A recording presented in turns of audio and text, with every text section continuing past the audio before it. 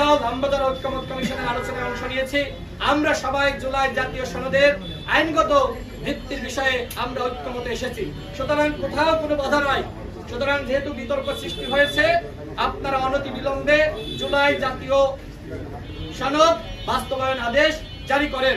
এবং আমাদের দল মনে করে নির্বাচন নিয়ে যদি অনিশ্চয়তার সৃষ্টি হয়, একের পর এক অগ্নিসংযোগ, বিভিন্ন জায়গায় মব জাস্টিসের নামে এক ধরনের পরিবেশ আনস্টেবল করার চক্রান্ত চলছে।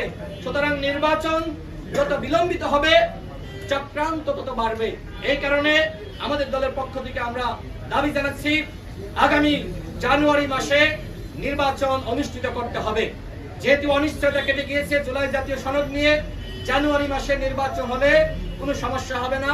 সরকারকে আহ্বান জানাই, আগামী জানুয়ারি মাসেই আপনারা জাতিকে একটি সুষ্ঠু নির্বাচন উপহার দেন। আমাদের দল গণ অধিকার পরিষদ, আমরা ইতিমধ্যে 50টি আসন ঘোষণা করেছি। আমরা আরো 100টি আসনে আমরা প্রার্থী ঘোষণা করব এবং জানুয়ারি মাসে সরকারকে নির্বাচন অনুষ্ঠিত করার আহ্বান জানাচ্ছি।